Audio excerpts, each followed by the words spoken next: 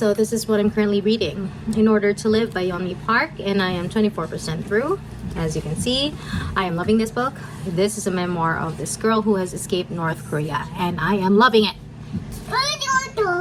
And my son agrees. What I'm really loving about this book is I'm finally understanding how North and South Korea came to be. Like, I've always wondered about that. And it's just amazing how she has experienced so much just by living and being born in North Korea. But the way that she's writing it, it's so humorous and sort of almost deadpan, but it's just funny to me. Okay, she is funny. I love her witty writing. And obviously this is translated with the help of Marianne Vollers. But excellent. Okay? She is really telling her whole story, like from her parents, like, and her grandparents' history and how she came to be, really. And I like that the quote she chose is, "We tell ourselves stories in order to live." Then there's also this part where she said, "These are the things that I had to do in order to live." Like, I don't know, there's something very deeply profound about the statements that she's making here. So yeah, so I'm loving the history of Korea. That's very interesting to me. Two, I love her writing, or the way that she's telling the story. Actually, it's not more, it's very straightforward writing, but the way that she's saying it is so beautiful. I'm so glad that I read 1984 before reading this book, because she said that every North Korean has two stories running parallel in their brains at the same time. One is the story that's being taught to you, okay?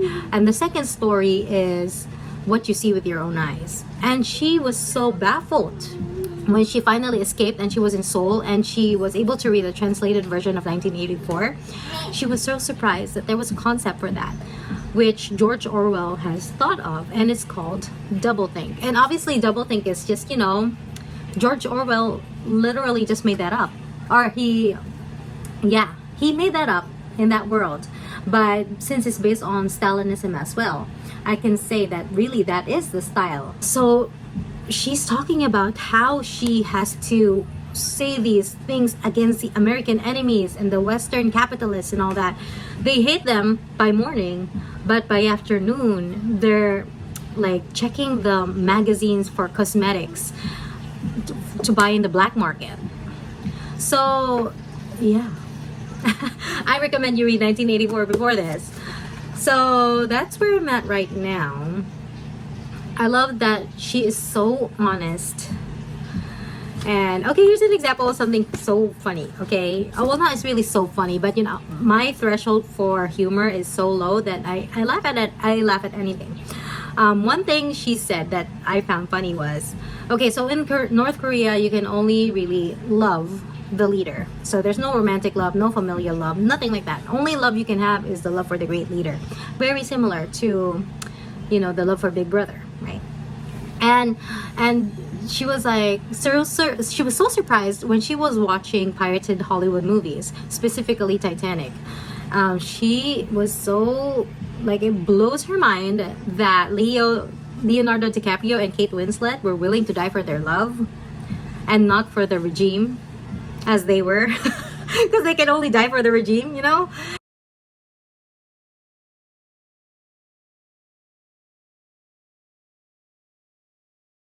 And this part where she said that she has only known that milk came from cows when she has finally escaped in Seoul.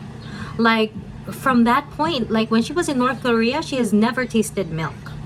So it's so interesting, kind of funny, her naivete, but it's also very heartbreaking because of her, like, the depravity that happened to her in her life. And right now, thinking about all the other North Koreans, like, this is how they live. I love that this has like photos in the middle of the book as well. Yeah. And also, this is a thrifted book. I got it for 350 pesos. Legit, 350 pesos. I'm so lucky. Okay, commercial. Oh my god. Okay, so I was, like I said, I love the Strange the Dreamer duology. So I was like looking around for thrifted copies of Daughter of Smoke and Bone, and I saw someone from Carousel selling it for 1.5, and then I was like, can I buy it for 1? God, I'm such a... Anyway, and then she said, could we do 1.1? And I'm like, sure. And then everything is 1,250 including the shipping. Wait, I gotta show them. Look, it's the pretty image.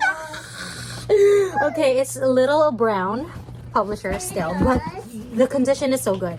I think she did not, the seller did not read this, so that is why they are in such good condition. And look at the covers. Another thing is, it's a fluffy paperback. Sure that this is set on Earth. You know how, like I said in my Strange the Dreamer blog, that this world is set in multiple universes. So it looks pretty thick, but as you can see, as always, the margins and the spacing is very okay. Ooh, this, wait, I think this is a red copy because I just saw a highlight, but I don't mind.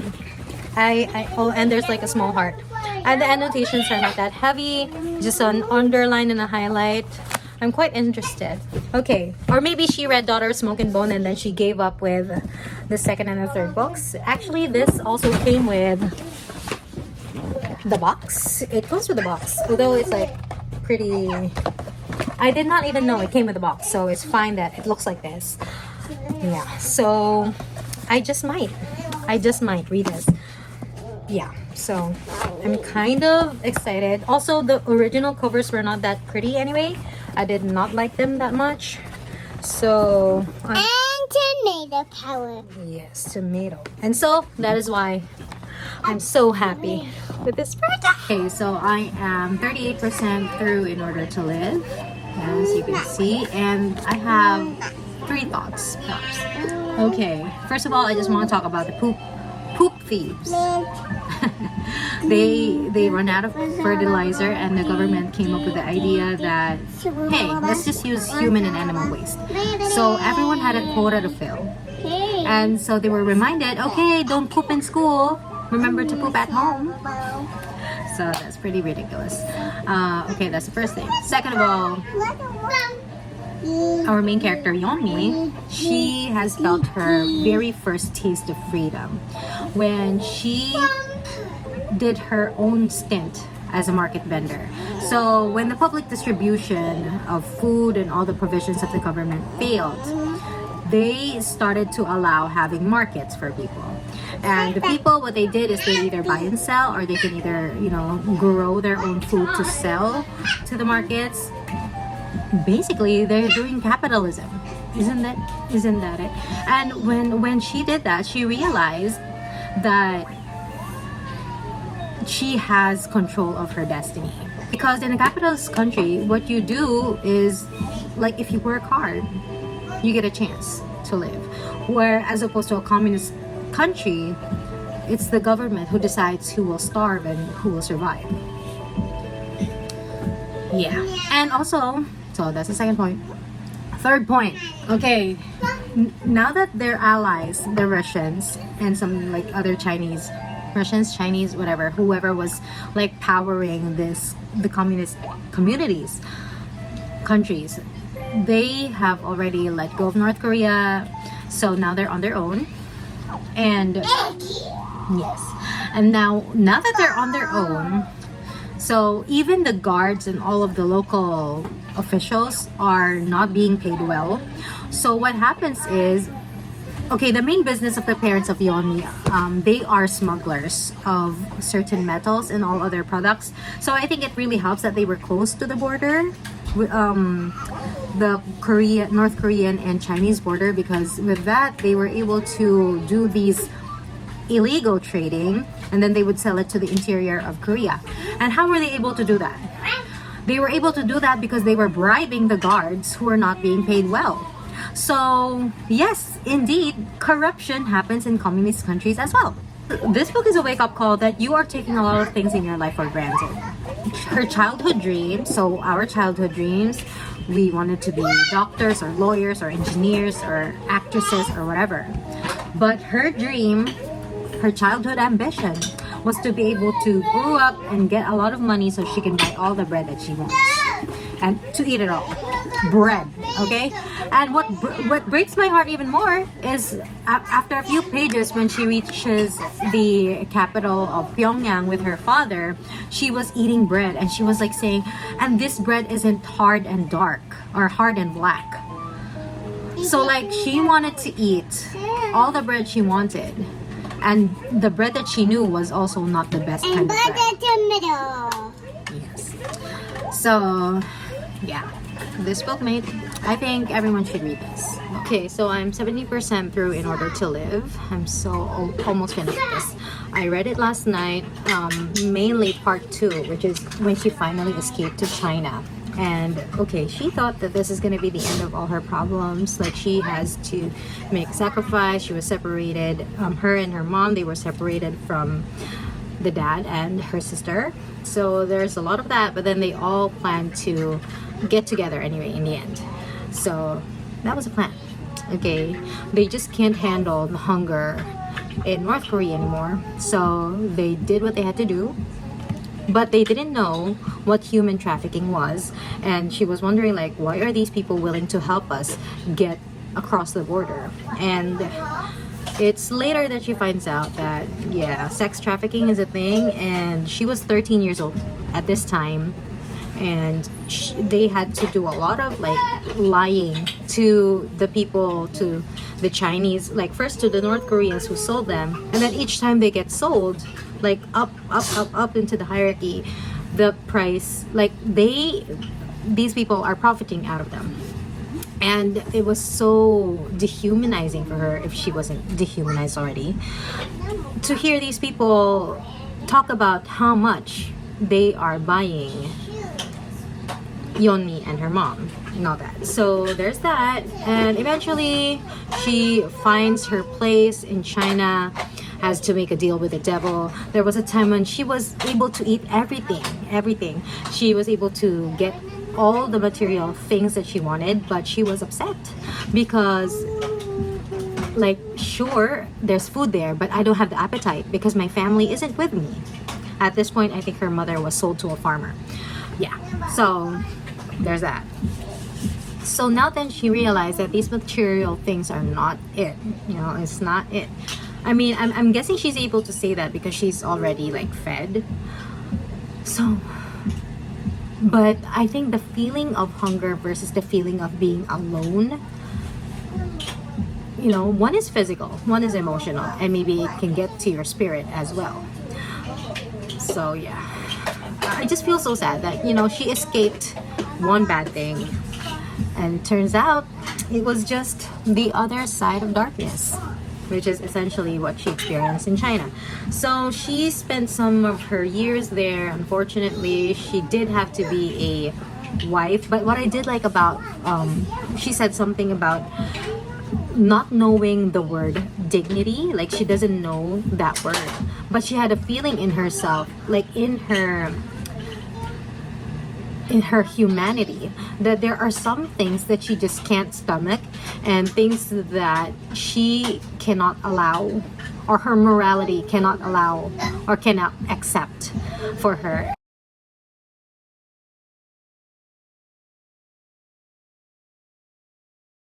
And I think that's interesting because a lot of the girls, North Korean girls who are able to escape, and then they get this sort of sugar daddy Chinese men, rich guys, like she's wanting to escape.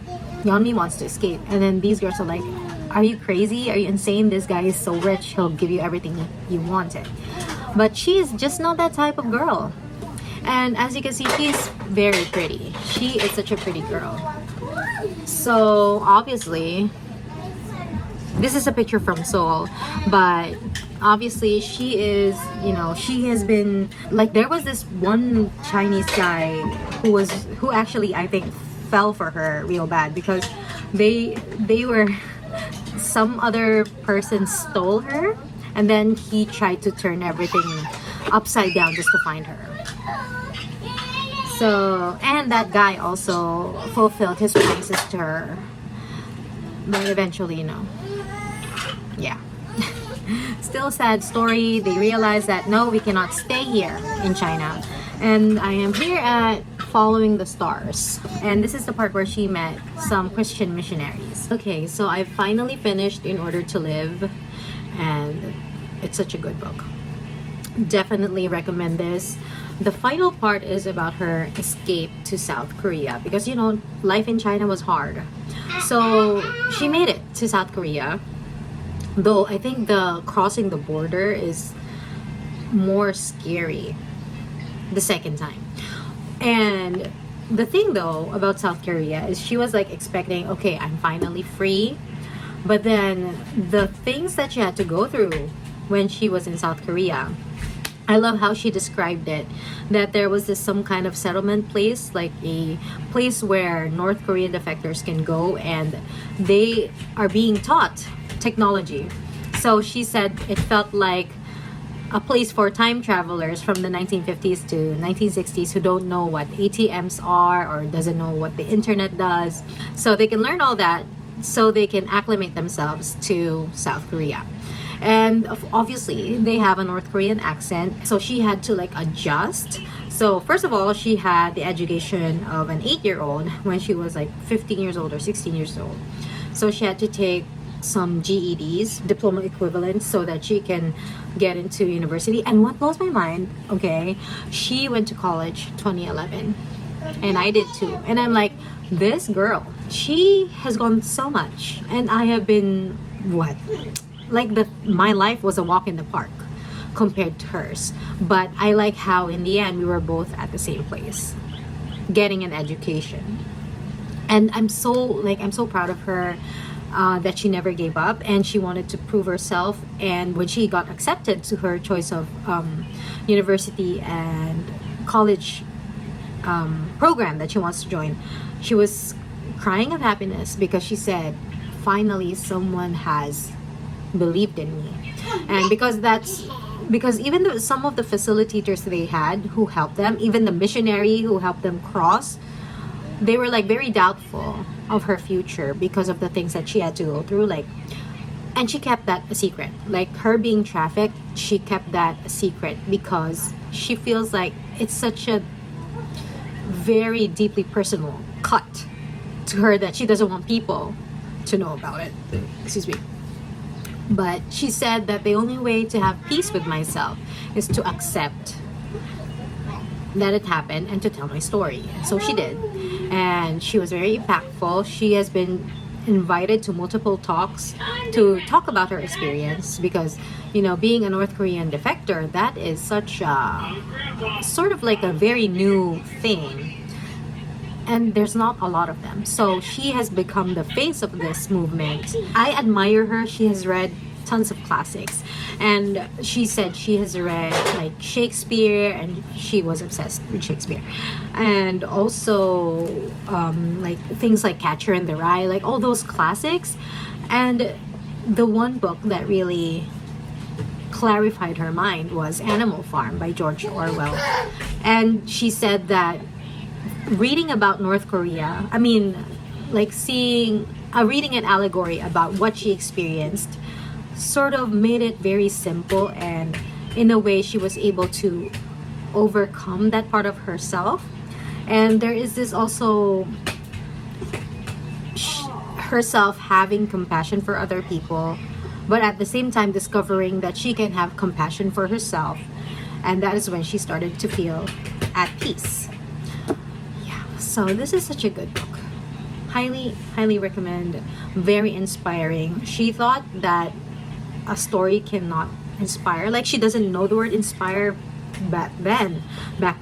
But yeah, she was amazed that her story can mean something to people. And it did to me. Like I tabbed the part when she was talking about how all she did was read, and she was so excited because it's not just about Kim Il-sung and Kim Jong-il. So that's funny. And there was this one part that I liked where they were asking her, what's your favorite color? And she can't answer because like in North Korea, all your answers are objective. I mean, there's a correct answer. So like she was thinking, oh no, what's my favorite color? And then the teacher was like, it's not that so hard. My favorite color is pink. And then she said pink, and she was so happy because she thought that she was giving the right answer. But after 5 years of her practicing her freedom, she mentioned that she now knows that her favorite color is spring green, and her hobbies is to watch documentaries and to read books a lot. And she has, embraced her individuality. Finally, she can say I instead of we or us, and she can express her thoughts, and she knows that there is a value in expressing her opinions. And there was also this part where she was struggling. There's this part where she was struggling to be in North Korea because she can't answer. Being in South Korea because she can't answer the simple question of what do you think?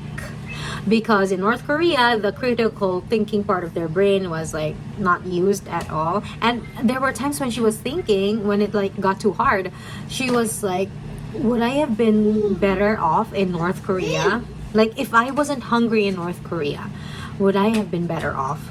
Because there I didn't have to think. And here in South Korea, I am so tired of thinking and making my own decisions. And it's just so interesting how when faced with another harsh reality, we come to think about our past and see if would we have been better off back then. Even though in our face, like the current hardship, the current struggle is not as difficult as the one in the past. You gotta read it for yourself. You just have to. Okay? Alright.